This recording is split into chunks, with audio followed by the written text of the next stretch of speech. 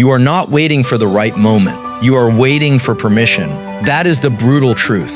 Most people do not postpone their life because they are lazy. They postpone it because they are still hoping to become the kind of person who will begin without fear. They think readiness comes first, then action, then momentum, then change.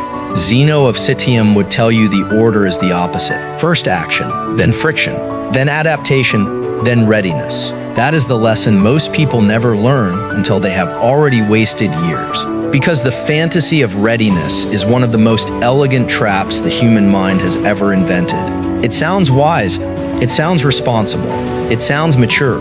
I just want to be more prepared. I want to make sure the timing is right. I need more clarity. I want to start from a stronger place. I'll begin when I feel more confident. But what most people call preparation is often just fear in a more intelligent voice. And fear becomes incredibly dangerous when it learns how to sound rational. That is why some people can spend 5 years getting ready to write the book, start the business, leave the dead relationship, build the stronger body, launch the channel, learn the skill, speak the truth, or finally become the person they keep imagining from a distance. Not because they lack desire, but because desire without decision becomes self-torture. Zeno's life begins with one of the most important images in all of Stoicism. He lost everything in a shipwreck. Everything. And then out of that loss, he walked into a bookshop, encountered the philosophy of Socrates, and asked where he could find men like that. He was pointed toward a philosopher, and he followed. That is how Stoicism began. Not with a perfect plan, not with emotional readiness, not with certainty, not with ideal conditions, but with a person in the ruins of their previous life making a movement towards something higher before they could possibly know where it would lead. That matters.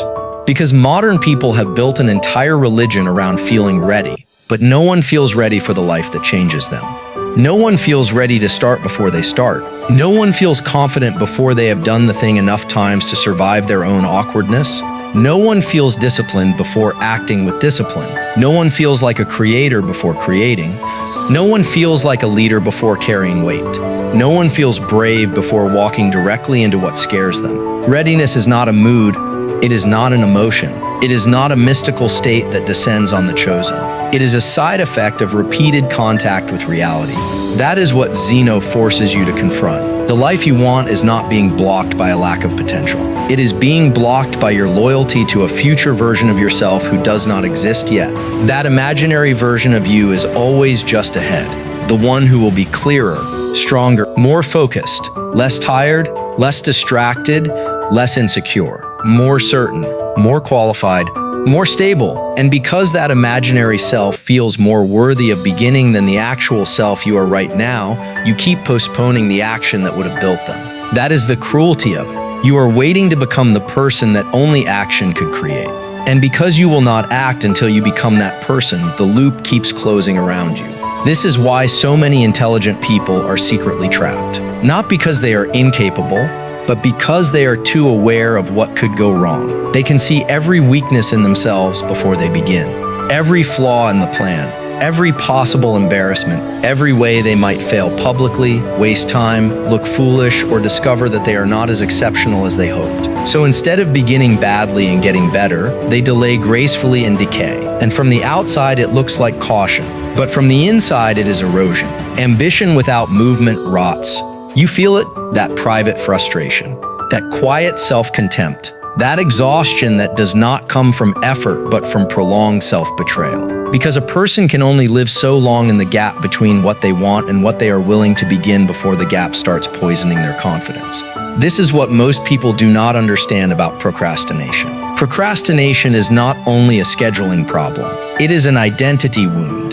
Every day you delay what matters. You teach yourself something. You teach yourself that your intentions are stronger than your actions, that your ideals are performative, that your future matters less than your fear, that the person you imagine becoming is always more important than the one you are willing to be now. That is why repeated delay damages self-respect, not because you failed, but because you watched yourself refuse the very movement that would have made a different life possible. Zeno would say the beginning is not a grand event. It is a repeated decision. That is crucial. Most people romanticize beginnings. They think the start of real change will feel cinematic, clear, decisive, empowering. Usually it does not. Usually it feels small, unimpressive, Clumsy? embarrassing, inconvenient. The beginning of a new life often looks like a deeply ordinary action performed without emotional support.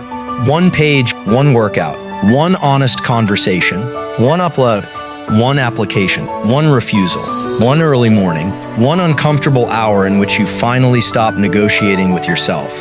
That is how it starts, not with certainty, with contact, and that is why the illusion of readiness is so destructive.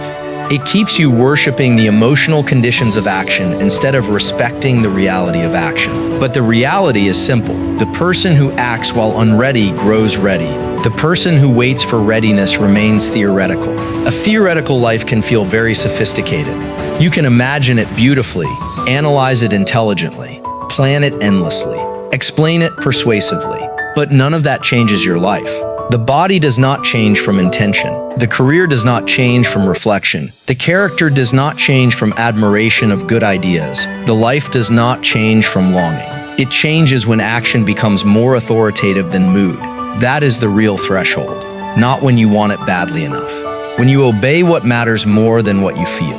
This is where Zeno becomes mercilessly useful for modern people, because modern life constantly rewards hesitation disguised as thoughtfulness. You can scroll instead of act, research instead of act, optimize instead of act, journal instead of act, talk about the thing instead of touch the thing. And because all of these activities create the sensation of engagement, they protect you from the one thing that would actually move your life forward. Irreversible contact with reality. That is what action is.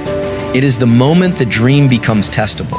And many people would rather preserve the dream than test themselves against the real, because once the real begins, fantasy loses control. You may not be as good as you hoped. You may fail faster than expected. You may discover that what you wanted is harder, slower, lonelier, and less glamorous than you imagined. Good. That is not bad news. That is liberation. Because the real life always begins where fantasy loses its authority. Zeno teaches direction, not mood, practice, not inspiration, return, not perfection. This matters because people often think that if they miss one day, lose momentum, break discipline, get discouraged, or fall off course, the whole beginning has failed. But Stoicism does not worship flawless continuity. It respects return. The person who begins, falters, and begins again is still becoming. The person who waits for the perfect uninterrupted run usually never enters the process at all. So the real question is not, when will I feel ready? The real question is, what have I been using unreadiness to avoid? Failure? Embarrassment? Exposure? Responsibility? Judgment? The death of the fantasy self who was always going to do something great later? That is the question worth sitting with. Because once you see clearly what unreadiness has been protecting, you stop respecting it so much. You stop treating hesitation as wisdom. You stop bowing to moods. You stop waiting for confidence to volunteer. And you begin, not dramatically. Truthfully, that is what people miss. Beginning is not a feeling of power. It is an act of allegiance. You are choosing what will rule you, fear or direction, mood or principle, fantasy or reality, delay or becoming, and every day you choose again. That is why Zeno's lesson is so brutal, because it removes your final excuse.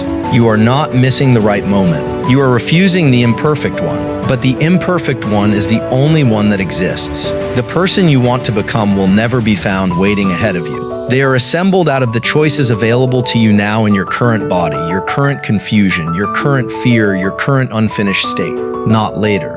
Now, so stop waiting to feel ready. Readiness is not arriving. Readiness is being built in the moment you stop asking your fear for permission and move anyway.